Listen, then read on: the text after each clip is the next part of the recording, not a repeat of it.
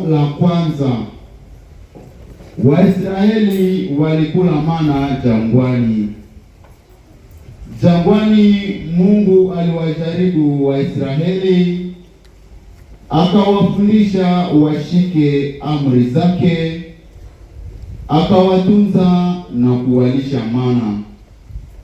Ni somo katika kitabu cha Ukumbusho wa Sheria kipindi cha 8 mstari wa 2 hadi ule wa 3, tena kukamata mstari wa 14b hadi ule wa 16a. Wakristo wapenzi, tekeni sikio kwa kusikiliza.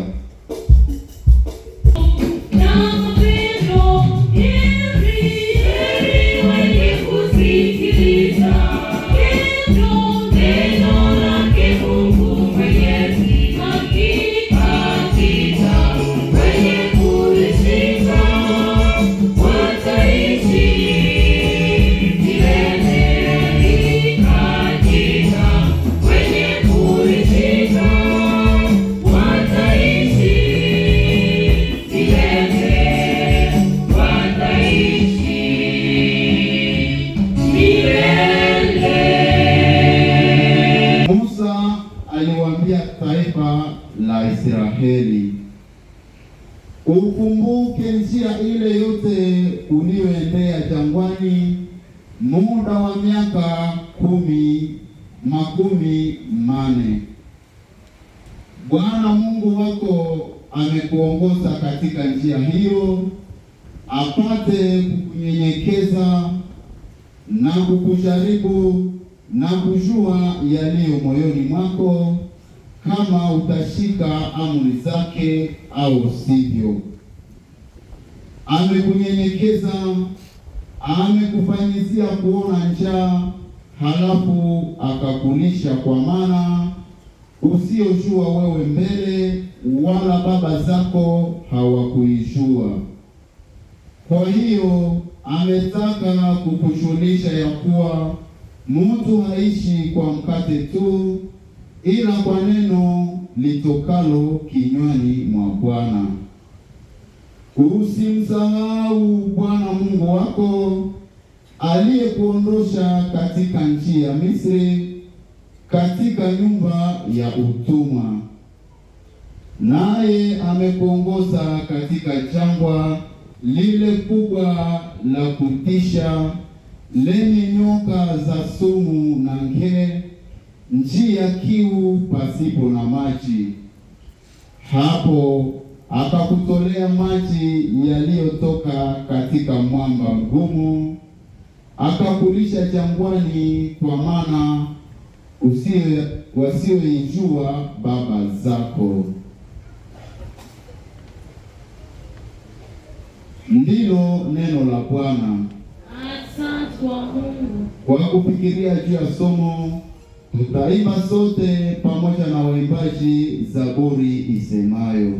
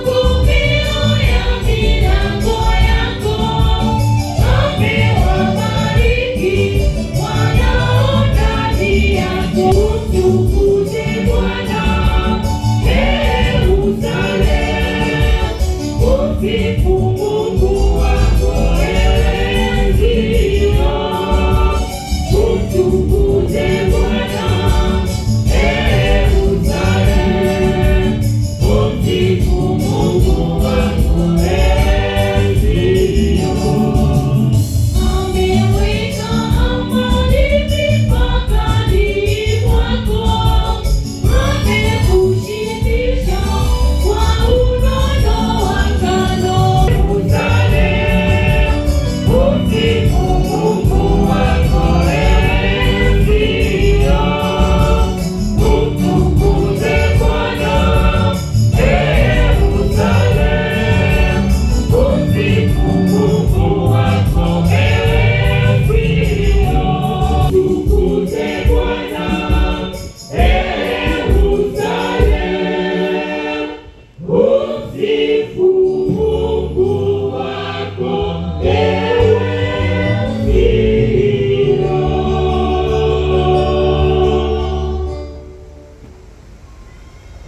Somo la pili: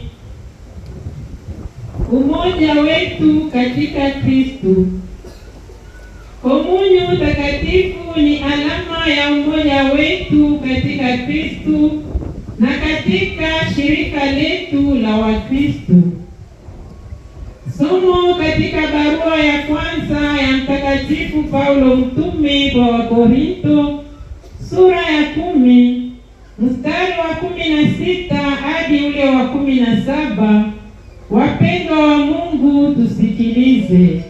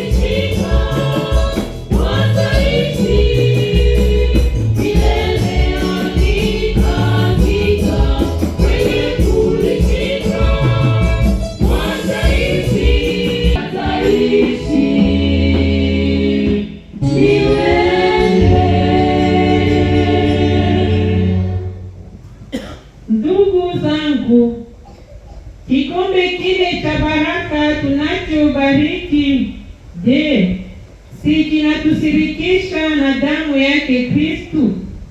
Na ule mkate tunaomega, je, si unatushirikisha na mwili wake Kristo? Kwa kuwa mkate ni mmoja tu, sisi tulio wengi tumekuwa mwili mmoja tu, kwani sisi wote tunashabikia mkate ule mmoja. Ndilo neno la Bwana. Asante kwa Mungu. Wapendwa wa Kristo, tusimame kwa furaha kwa kushangilia habari njema.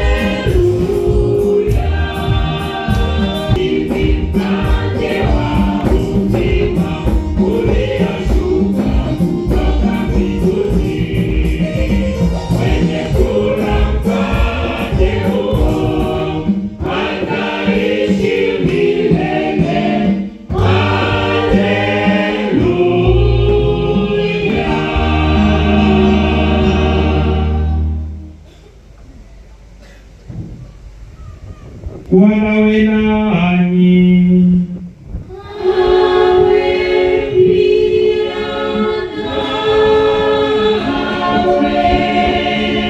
Injili ya Bwana wetu Yesu Kristo ilivyoandikwa na Yohane.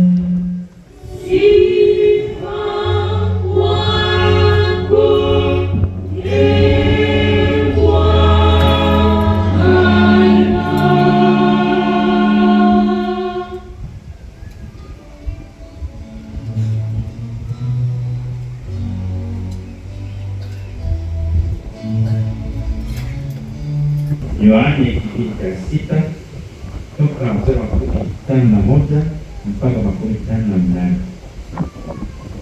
Siku zile Yesu aliwaambia Wayahudi, ndimi mkate wenye uzima ulioshuka kutoka mbinguni. Mtu akila mkate huo ataishi milele. Na mkate nitakaotolea mimi ndiyo mwili wangu nitakaotolea kwa ajili ya uzima wa dunia. Wayahudi walibishana wao kwa wao wakisema, jinsi gani huyu aweza kututolea sisi mwili wake tule? Yesu akawaambia, kweli kweli nawaambieni, msipokula mwili wake mwana wa mtu na kunywa damu yake, hamuna uzima ndani yenu.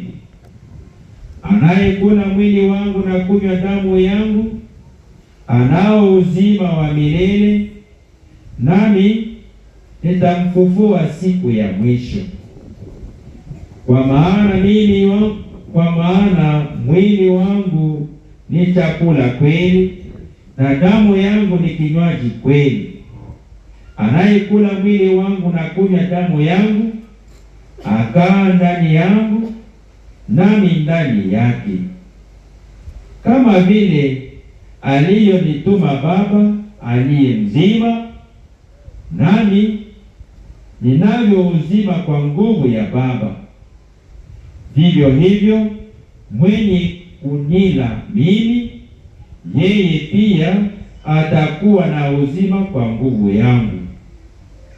Huu ndio mkate ulioshuka kutoka mbinguni, si kama ule baba zenu waliokula wakafa. Anayekula mkate huo ataishi milele. Tushangilie neno la Bwana.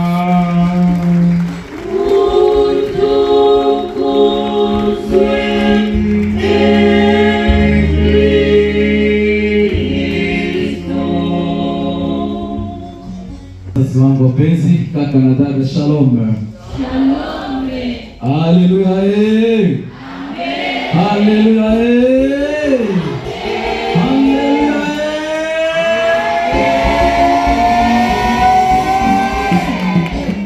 Amina. Ambia jirani yako usilale. Ni saa ya baraka. Saa ya baraka. Saa ya baraka. Mwambie ni saa ya baraka, usilale. Saa baraka inafika. Amina, amina. Kwa maana Yesu Kristo ananena nasi na anatubariki katika misa takatifu kwa njia ya neno na kwa njia ya sakramenti yake ya Ukaristia, wakati mkate na divai vinageuka kuwa mwili na damu yake Kristo.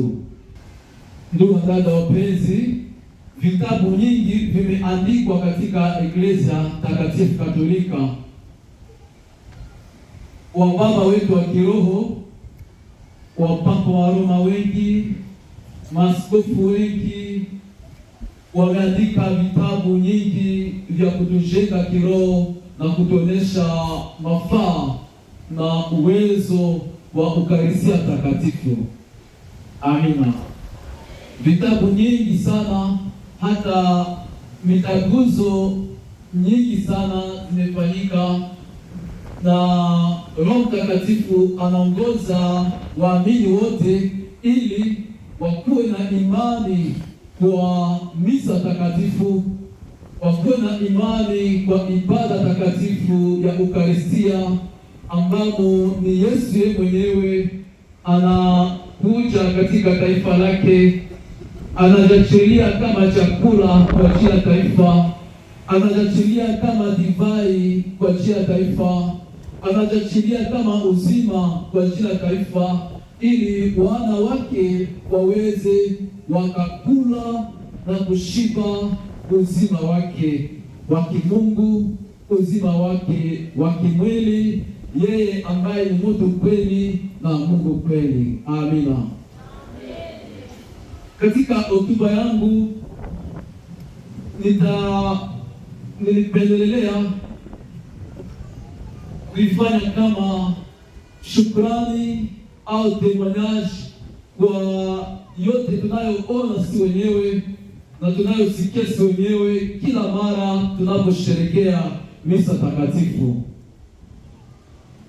Ni maneno mengi sana, ni baraka zengi sana ambazo haziwezi kuhesabika. Tukaandika vitabu tangu misa takatifu ilianza pale msalabani. Tangu Bwana Yesu Kristo alianza misa takatifu pale msalabani, yeye kama kuhani mkuu, yeye kama altare, yeye kama sadaka pale Kalvario, mpaka leo na mpaka mwisho wa dunia, miujiza hazitaweza kuhesabika. Amina. Kwa maana hata ile siku ya misa ya kwanza ambayo Kristo alifanya pale altareni, ukasoma Mateo kipindi cha 27 mstari wa 51 mpaka 53, Mathayo 27:52-53. Alipokuwa akifa pale msalabani, alipotoa roho, Biblia inasema ukawa mtetemeko mkubwa kuanzia saa 6 mpaka saa 9. Tetemeko, giza ikafunika ulimwengu nzima. Makaburi ya wafu wengi zikafunguka. Pazia la hekalu likapasuka. Shangilia.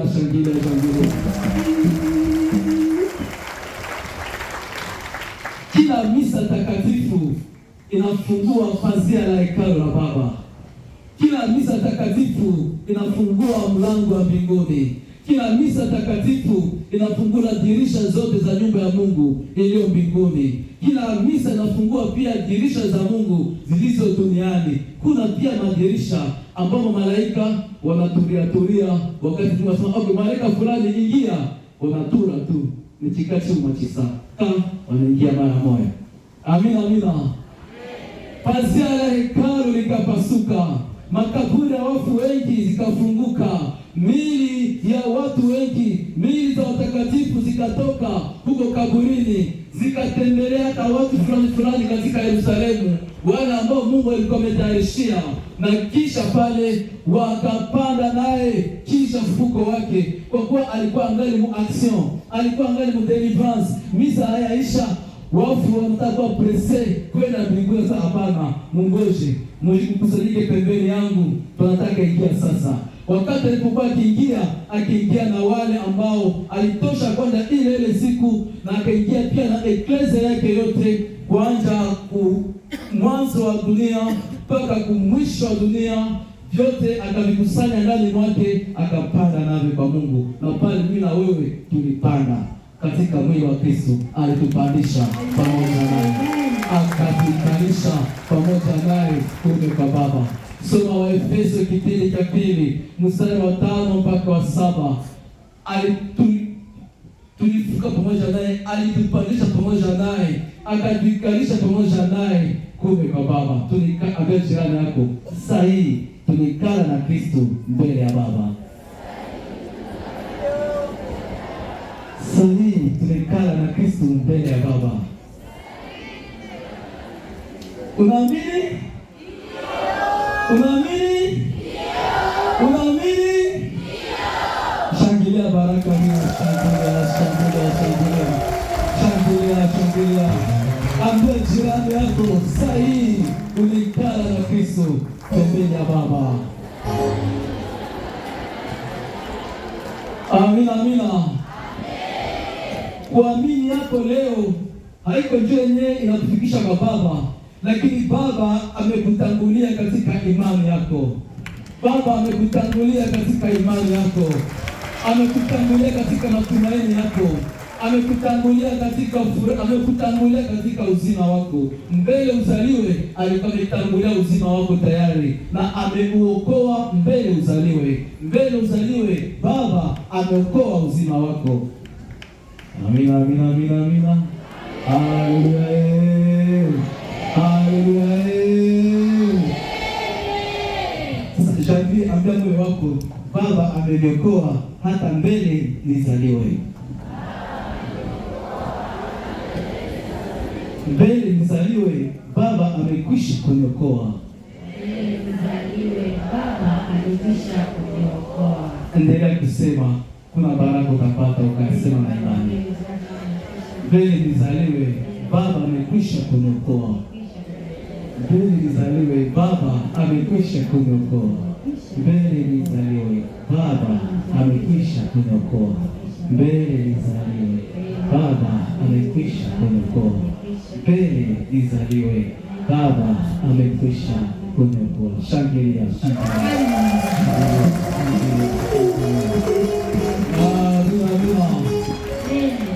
Kwa maana sisi tuliopenda Mungu, ni Mungu aliyetupenda kwanza sisi, hata akamtoa mwana wake wa pekee, ili kila mtu akimwamini asipotee, bali apate uzima wa milele. Yohana kipindi cha 3 mstari wa 15 mpaka wa 17 na kuendelea. Si wewe uliyependa Mungu, haiko wewe unapenda Mungu, haiko wewe unatafuta Mungu leo, hapana. Amina. Bali ni Baba aliyekupenda wa kwanza, na mapendo yake imeingia mwako. Mapendo ya Baba imemiminika ndani mwako na imeanza kukupatia kiu cha kumtafuta. Ni Baba aliyekupenda wa kwanza. Shangilia Baba.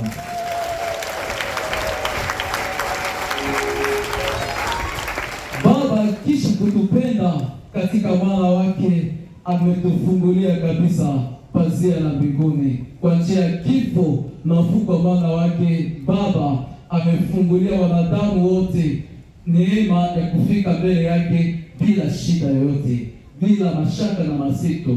Pale ambapo tulikuwa natolea sadaka nyingi za kondoo, pale ambapo tungelifanya makazi nyingi, pale ambapo tukustahili, kuna mtu Mungu ambaye ametustahilisha, ni Kristo. Na wakati unaposali, si wewe unayesali, ita Roho ya Kristo asali ndani mwako, ili Kristo akasali, Baba atajibia tu. Amina. Usizoee kuomba wewe peke yako, omba na Roho ya Kristo, ili utakaposali Roho wa Kristo akamata nafasi yako. Baba anapokuangalia, hakuangalie wewe, anamwangalia Kristo ndani mwako. Na ikiwa Baba anaangalia Kristo, yote yanawezekana. Misa ya kwanza pale Kalvari, Golgotha, ilifanyika na Yesu Kristo yeye mwenyewe. Hiyo misa imetufungulia. Hata malaika wamepiga magoti mbele ya hiyo misa.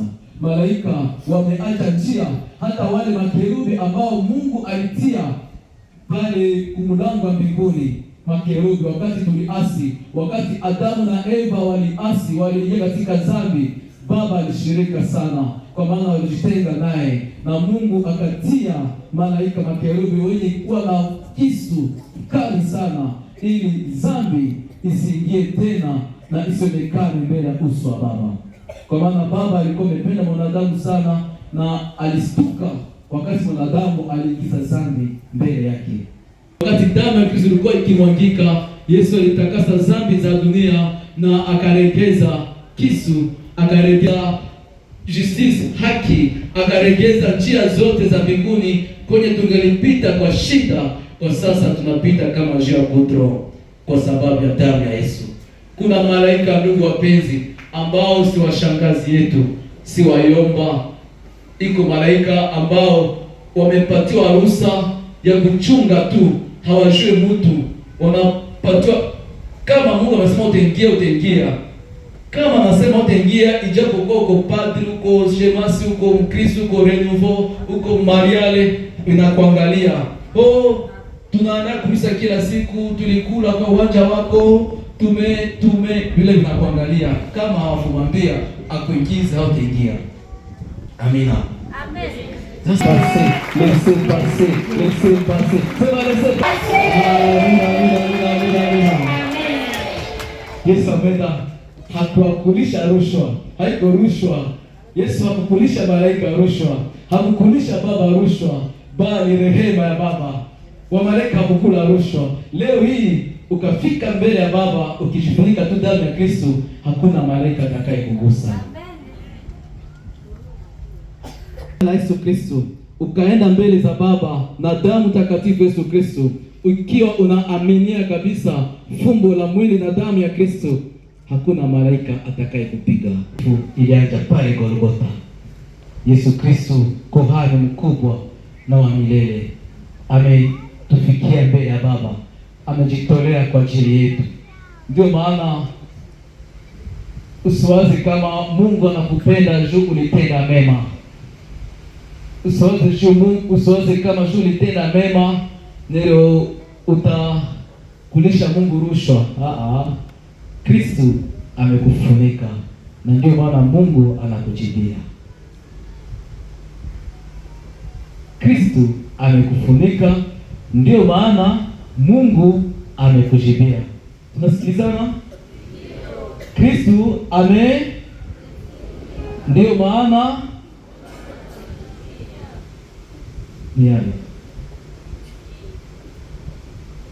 Kama huko na wazo tofauti pia niambia.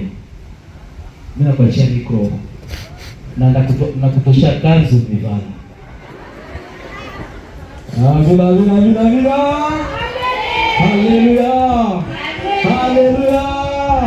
Haleluya. Misa takatifu ina uwezo ya kuondoa dhambi. Kuna dhambi zingine ambazo tunafanya zinaondoka pale pale tunapokaribia meza. Tunapofika kumisa, tunaanza kumisa pia kuanza mwanzo mpaka mwisho. Kunakuwa neema za misa, neema za kawaida. Misa inaondoa dhambi mbalimbali ambazo Baba amesema hizi ziondolewe kabisa katika misa. Wanaita le péché veniel. Kwa mfano, dhambi za mawazo, dhambi za kutokufanya mapashwa yetu. Ungelipashwa kuya kumisa na umenawisha watoto, umekuya hakuwanawisha. Ungelipashwa kuya na umetia papa chakula kumeza au maji ya moto, umekuya hakuacha maji kumoto juu ya papa. Ungalipasha kuya umeambia papa pardon, mimi nenda kumisa, umetoka umepururuka mkitanda bila kumulaga. Papa akakosa kama shinda watu cha kumisa, anabaki kuna jideprier kwa nyumba. Ungalipasha kuya ulipo umesalimia jirani yako, ulimpita bila kumsalimia. Zile dhambi zote mbalimbali Baba anasamehe ndani ya misa takatifu. Lakini zingine dhambi tunazotenda kwa makusudi mazima tunapaswa ungama. Dhambi zinazoenda kinyume na amri 10 za Mungu tunapaswa ziungama mbele ya padri kabisa, kwa maana imeandikwa lolote wote mtakao ondolea dhambi watakuwa wameondolewa, na wote mtakao wafungia dhambi watakuwa wamefungiwa.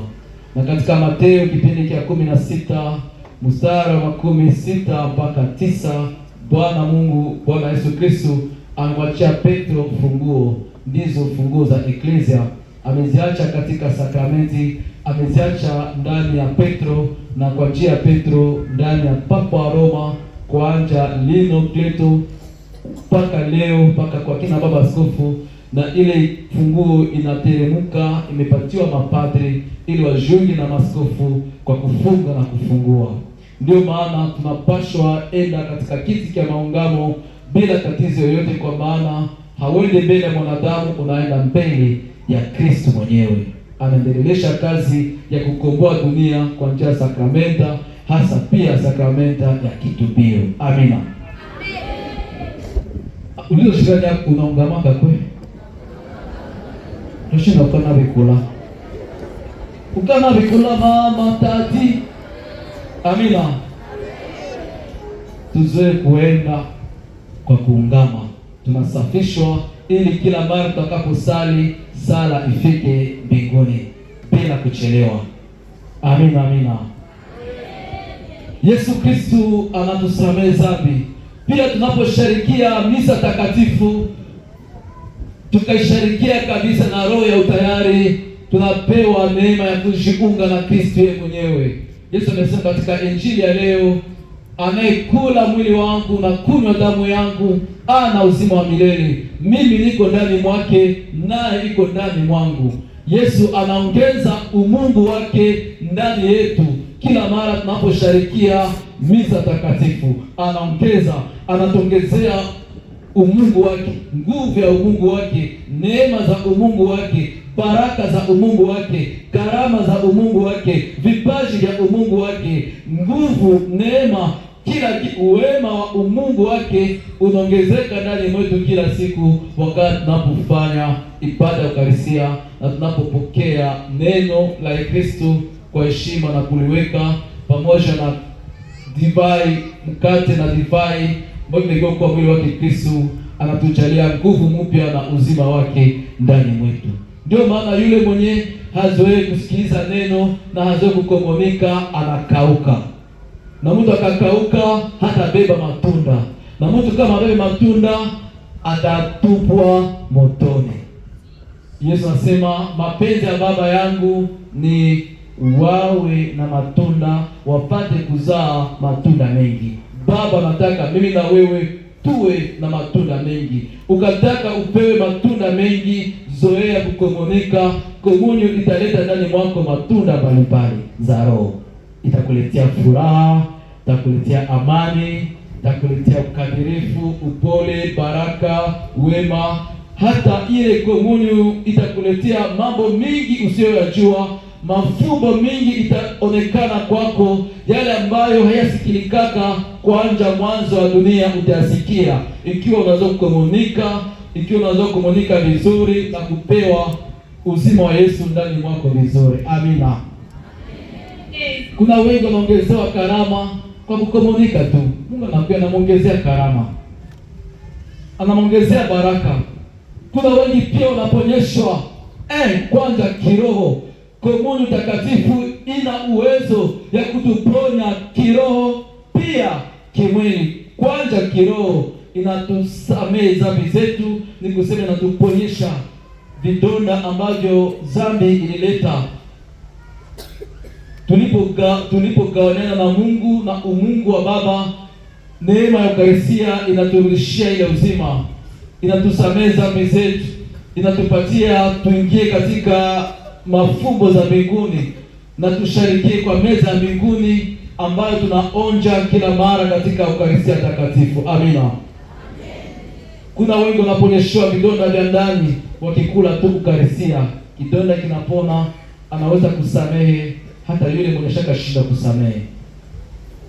Kuna wengi wanaponyeshwa vidonda vya ndani, magonjwa ya ndani, hata magonjwa sio mafasirio. Kuna pia mashetani ambazo zinatoka ndani mwako kila mara tu unapohudhuria misa takatifu na unapokula mwili wa Kristo na damu yake, unajaliwa neema. Shetani anatoka pale pale anakuachilia.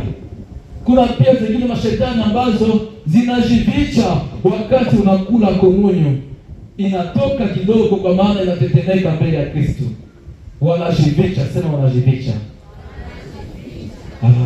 Wanajificha unapopokea Yesu Kristo, unajificha. Unakosantre na moto. Unakosantre na moto. Amina. Na ukishajificha, unapenda wakuingize katika dhambi, wakurudishe mdhambi ili waendelee kuikana ndani mwako. Kwa maana Yesu anapoingia Yesu anikana.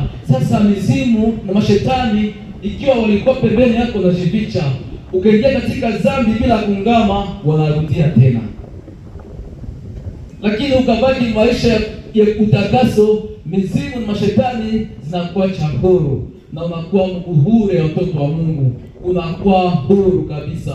Kwa maana imeandikwa, mtatambua ukweli na ukweli utawafanya huru.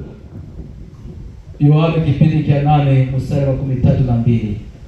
Yohana 8:13. Nani mtajua ukweli? Ukweli ni Yesu Kristo. Unapojua Yesu Kristo kwa kweli, hakika Yesu Kristo au roho ya Kristo anatufanya kuwa huru. Kwa maana Biblia inasema katika Wagalatia, pale kulipo roho ya Kristo, pale kuna uhuru kabisa. Là où il y a l'esprit du Seigneur, là est la liberté. Pale kulipo roho ya Bwana, pale kuna uhuru. Pale kuna uhuru. Pale kulipo roho ya Bwana, pale kuna uhuru. Ikiwa roho iko ndani mwako kabisa. Amina. Ambia jirani yako uko huru. Uliza jirani yako uko huru. Juni kuna mona sispe, kosa iko huru kabisa. Iko sispe. Muulize bien, uko huru? Uko huru. Muulize. Uko huru. Tingize se. Mama uli huru kweli. Amina. Toshinda ule huru. Uko huru wa kusali.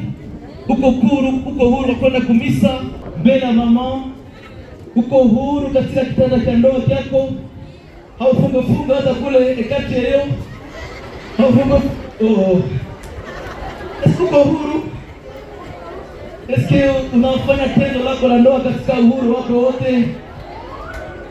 Katika uhuru wako wote? Amina. Uko huru ndani ya kutumikisha vipaji vyako? Uko huru ndani ya kutembea? Uko huru ndani ya kusema? Wakristo wapenzi, kuna hata watu hapa na watoto hapa, hata mbele wazazi katika nyumba ya alizaliwa mnyumba, anaishi kama mfungwa katika nyumba yake mwenyewe. Sasa kama hauishi vizuri kwenu, utaishi vizuri wapi? Kwa wata Nengo kane. Haleluya, haleluya, haleluya, haleluya.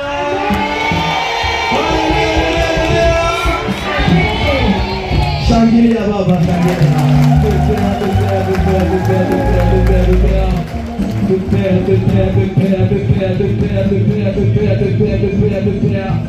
Kuna neema za baba ziko na shuka katika kuleta misa. Kuna neema ziko na fika, kuna neema. Mtu yuko hapa tabatika leo na neema. Mtu yuko hapa. Simulanya. Mnunue baraka simulanya. Mtu yuko hapa. Pamoja. Endelea kushangilia. Kuna mtu ambaye tabatika leo. Kuna mtu kati yenu ambaye tabatika leo. Ingelikuwa vizuri kwa wewe. Sema iko mimi leo Yesu. Iko mimi leo Yesu. Kuna watu watabahatika leo. Kuna watu watabahatika leo. Kuna watu watabahatika leo. Kuna watu watabahatika leo. Kuna watu watabahatika leo. Kuna watu watabahatika leo. Kuna mtu kati yenu atakayebadilika leo. Kuna mtu kati yenu atakayemwona Mungu leo. Kuna mtu kati yenu atakayeguswa na Yesu leo. Kuna mtu kati yenu atabarikiwa leo. Mtu kati yenu maisha yake tabadilika leo.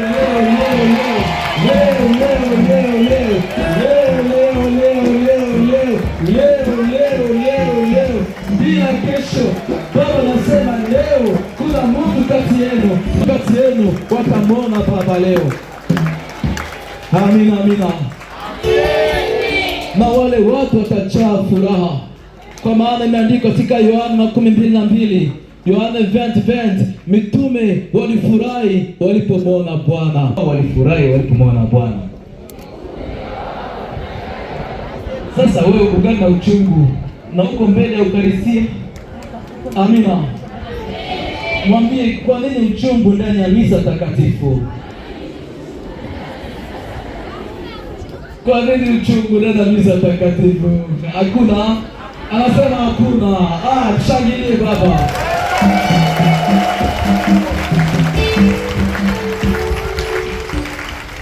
Kwa nini uchungu? Kwa nini mawazo yako na ngai naenda kunyumba? Omuntu andasherali omuntu. Baba nasema tafuteni kwanza uwepo wake, tafuteni kwanza ufalme wa Mungu, na yale mambo mengine mtayapewa kwa ziada. Baba anajua jinsi kesho kuna lazima kukula, anajua jinsi kuna lazima ya nguo, uko na lazima ya parcel, lazima ya amani, katika uko na lazima anajua. Wewe mtafute kwanza sahihi, tafuta moyo wako, mtanene naye na yeye atakupatia yote kwa ziada. Amina. Haleluya, haleluya, haleluya. Tuangalieni kwanza, tuchekeane kadogo tu. Tuangaliane, tuchekeane. Tuangaliane, tuchekeane. Angalia jirani, mchekee. Furaha ya Baba ikae ndani mwako. Furaha ya Baba ikae ndani mwako. Furaha ya Baba ikae ndani mwako. Kuna watu wataona Mungu leo.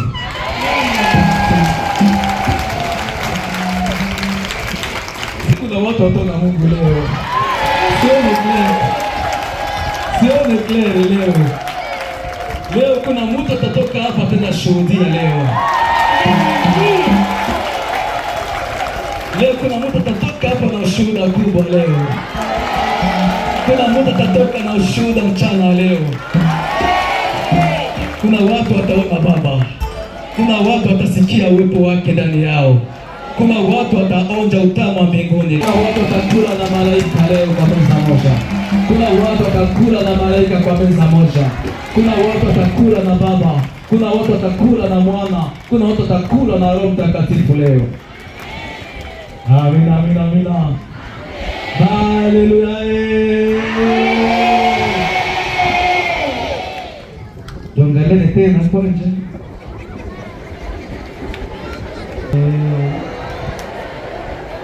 Cambie. Cambie. Cambie.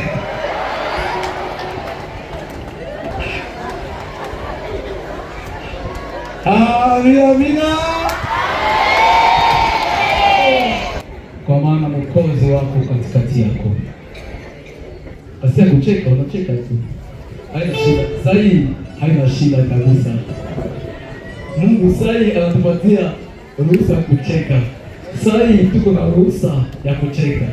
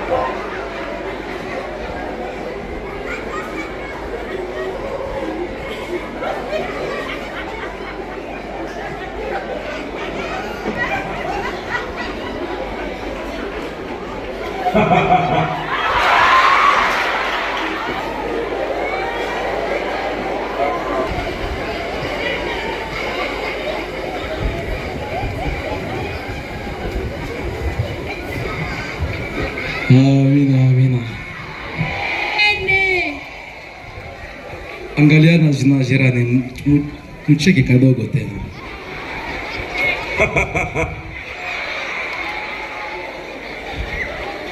Pepelea Yesu. Pepea, pepea, pepea, pepea. Pepea, pepea, pepea, pepea. Amina. Baba. Amina. Kama Baba iko kati yetu, tutaogopa nini? Nitamuogopa nani? Nitamuogopa nani?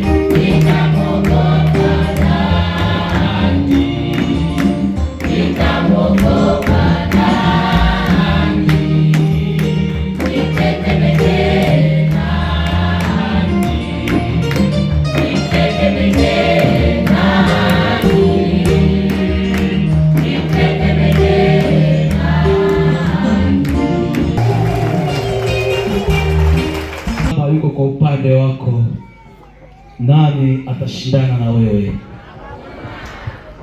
Kama Baba yuko kwa upande wako, nani atashindana na wewe? Ambia jirani yako, kama Baba ni kwa upande wako, nani atashindana nawe?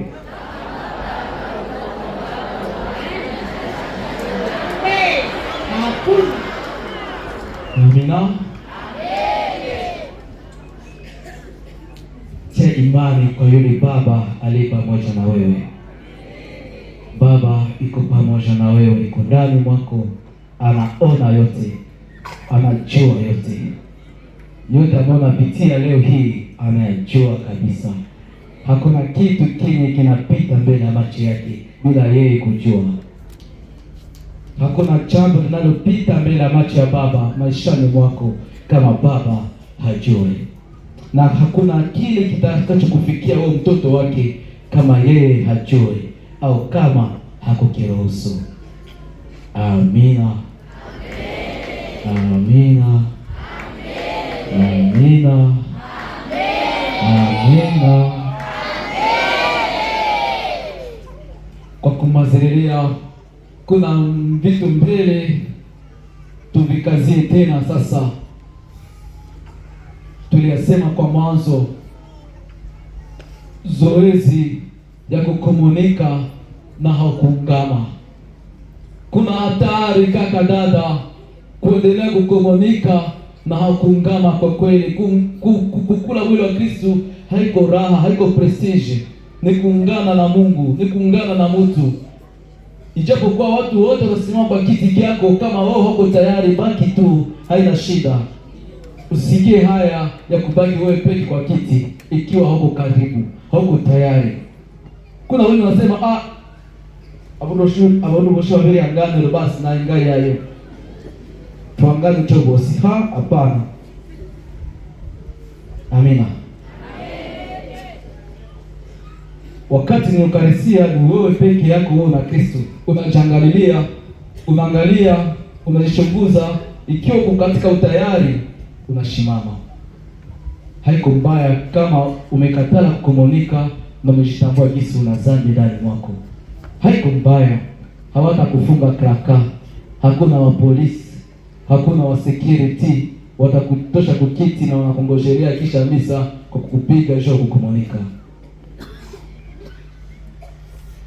Ili usingie katika majaribu makali, ili usimtese Kristo na kumrudisha kumsalaba utakapokula mwili na damu na dhambi kubwa, tafadhali usikomunike tena.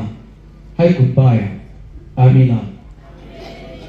Lakini kama ukomunika, tengeneza sasa ili kesho komunike. Au kisha misa ungama ili kesho asubuhi uende komunika. Ndio maana hata katika eklesia walisema nichi kauma uko mwaka. Nichi. Amina. Lakini sijui kama watu unaweza kuwa pale tano ushafanya miaka 3 komunikaki. Amina. Uliza jirani yako, una nini ili usikomunike? Nini inakufungia kukomunika?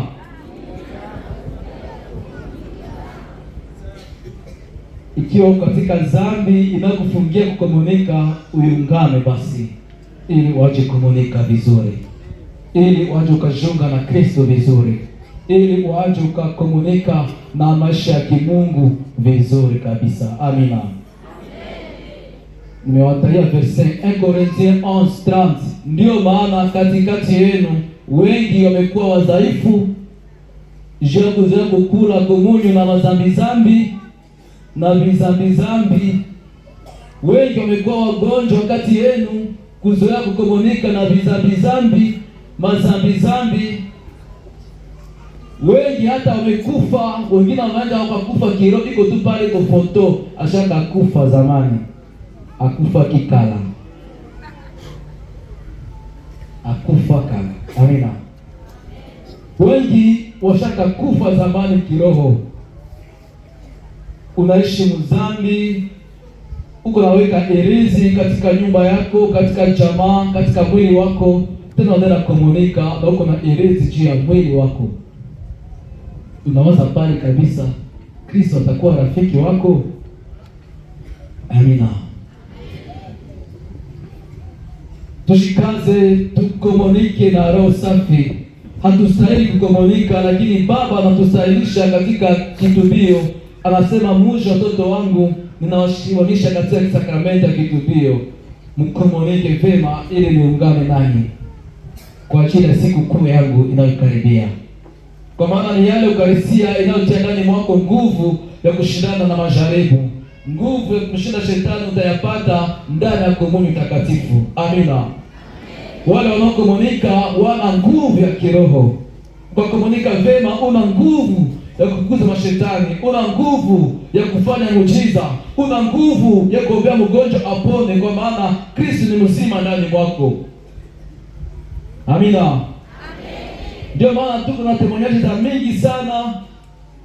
Hii mlima wetu haiziweza ikajaa vitabu tutaviandika.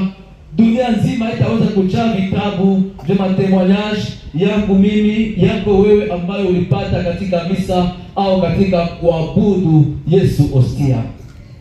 Tunaonaka kila siku hapa kwetu. Tunashukuru Mungu sana kwa kuwa ni mambo ya kila siku. Wengi wanaenda tu mbele ya Yesu hostia, pale pale wanaanza tetemeka, pale pale shetani anaenda ndani mwao tetemeka, vidonda vilivyo ndani mwao vinasamehewa, vinapona upesi, na natoka amekuwa huru kabisa. Na ndio itakuwa nukta yangu ya mwisho, kuendea Yesu katika maabudu, kuabudu Yesu na kumsifu katika kionyesho kitakatifu, katika mwili na damu yake, katika tabernakli. Kuna nguvu na baraka nyingi sana. Temoyaji za mingi sana. Amina. Na ile tunatujua kwamba sio tu sala ya uponyaji ambayo naweza nikakutolea itakakuponya, bali we mwenyewe Yesu anaweza kukuponya unapofika mbele yake, mbele ya tabernakli takatifu kwa kumwabudu. Yesu anaponya wengi, hata wengi bila kuwekewa mikono wamefika mbele ya Yesu Kristo sia tu, na wametoka wameponyeshwa. Viguru vimepona, viwete vimepona, bubu wamesema, viziwi vimesikia, vipofu vimeona. Wengi wametengeneza nyumba zao zilikuwa zimebomoka, lakini wametosha asili mbele ya Yesu hostia. Walipokuwa kiabudu walipata neema na Mungu akawarudishia unyumba wao. Wengi walikuwa wamepoteza maisha ya kimungu, wamerudishiwa hiyo maisha ndani ya kumwabudu Yesu Kristo katika hostia. Amina. Haipati kuwa padri, kuwa shemasi, kuwa mtawa. Sisi wote wa Kristo tukamwendea Yesu Kristo mbele ya kinyosho kitakatifu, atatuponya, atatubariki. Kuna wengi wanapenda tu waombewe, lakini hawajua ile siri ya kwenda mbele ya Yesu Kristo hostia. Iko pale, yeye ni mzima kabisa, ukamwendea atakuponya. Zoea kuabudu sana, utapata solution, utapata neema juu ya shida yako. Zoea kuabudu tu, fanya mazoezi za kuabudu Yesu Kristo ndani ya hostia takatifu. Fanya mazoezi zile sana sana sana. Juma ziishe, wenye karibu na parokia zetu, karibu na sanctuary zetu, muje mkaabudu Yesu Kristo na mtaona maajabu. Kuna manyumba zimepata baraka, kwa maana kila mara wazazi au mama iko na program mjuma, anaenda na watoto wake mbele ya Yesu Kristo hostia. Tunataka ya konje, wazazi wiko hapa na wanafunzi, mara hiyo tuko na namkia kumisa takatifu. Wakati wa konje tunamkie kumisa bardo sana. Kisha misa mtu haendake mara moja kisha misa baki kwa kiti kyako. Fikiria kwa mambo ambayo imetendeka katika misa. Fikiria kwa yale ambayo Kristo amekupatia. Angalia tena utamwambia nini na kumshukuru, kwa kuwa unatafuta kuenda sasa ili umubebe na uende ukamtangaza. Amina. Kuna siri. Wakati padre anasema nende na maana ya Kristo, usichukue kiti kyako pale pale. Baki kwanza. wakati mapadri hata wote walikuwa kwa meza wanaenda, na wewe baki pale tu, andasali neno moja mwisho utakaomwambia Baba, kama ni shukurani, kama nikamwambia enda nami Bwana, kama nasema asante Yesu, au nasikiliza yale ambayo imekutokea katika misa ile, yale ambayo Roho Mtakatifu anaweza kukuonyesha katika misa, kisha unaenda sasa pole pole na roho ya Kikristo. Amina. Kuabudu Yesu. Niko na témoignage moya, nilipokuwa ngali seminarist, nilikuwa deuxième année ya philosophie. Amina. Nilikuwa pale Lukanga ku stage ku 2012. Stage ya seminarist, na nilikuwa nasomea hapa Buhera. Siku moja mapadri wote walikuwa wameenda kuma vitume mbalimbali, tulibakia pale na padri cure, wakaleta mgonjwa aliyekuwa ameshikwa na pepo wa ovu. Amina. Hakuna mtu kuparukia, siba seminaristi tunataka kuchunga biro ya cure, biro ya mapadri na kuangalia wageni wanaofika. Kama ndio mkuu. Amina. Nikaanza teta. Wakakutana na padri cure, alikuwa niko na eneo fasi nyingine, akasema kule kuko seminariste, mtakuta kule seminariste, mwende kule mtakuta mtu parokiani. Amina. Wakafikisha mgonjwa, wakaenda nitafuta, wakasema padri kuko mgonjwa huko. Hakika nilipata tu neno moja, niliwaambia mwende kutia mbele tabernakle. Amina. Mwende kutia wapi? Mbele ya tabernakle. Na pale pale mgonjwa akajiponelelea mwenyewe.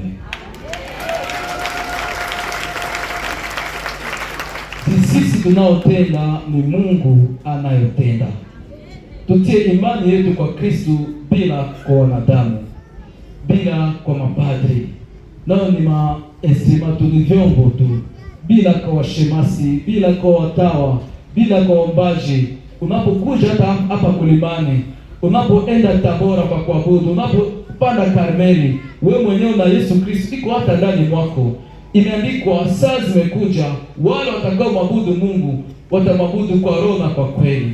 Ikiwa haone padri mbio, usiogope, usikuwe na mashaka yote kabisa. Ikiwa padri alikupatia programu, ile programu haikuwezekana kumuona, watu walikuwa wengi sana, wewe shika tu njia, ingia tu kwenye kanisa. Ingia kwenye, usiwe na noma, usijali. Usijali kama hukuniona. Usijali kama ukona padri Simon Pierre. Usijali kama ukona padri recteur. Usijali kama ukona padri Kibonde, padri Kamala. Wao ni vyombo tu, iko kama hii ukuta. Ni ukuta tu ambayo wakati Mungu anapenda anatumikisha, na kama Mungu anapenda atatumika hata zingine njia nyingi sana ambazo ni zake yeye mwenyewe. Sasa inakubidi wewe uko na imani. Usikuwa na imani ndani ya umutu ya kuona ile ya Toma kama Simoni na kumugusa. Yesu alisema heri waliosadiki bila kuona. Amina. Watu wengi mtaturumia sana, na pia nanyi mjombe pardon kwa Yesu, kwa kuwa wengi kati yetu wamerudia kwao na uchungu mkali wanapofika hapa mlimani au kuparokia, haone cure, haone padri omoneo wa renouveau, haone padri fulani kwingine. Bwana, ingia kwenye chumba cha sala, ingia kanisani, acha ukaomba sani. Kama kanisa limefungwa, enda mbele ya msalaba, tafuta njia msalaba kuparokia, kutana na Yesu kule. Kama hupendi kwa kwenye msalaba, ikaa nafasi fulani kwenye hapa kwa sanctuary au kule kuparokia, wewe peke kwa upekee. Mungu alisema Mathayo 6, unapotafuta kusali ingia katika chumba cha ndani. Wewe mwenyewe tafuta nafasi yako ya upekee. Omba, rezo itakukuta pale. Malaika wako yuko pale. Kazi ya malaika wako ni nini? Kazi ya malaika wako ni nini? Kazi ya malaika wako mlinzi ni nini? Tuwapatie kazi Bwana. Walikuja kwa ajili yetu. Malaika kazi yao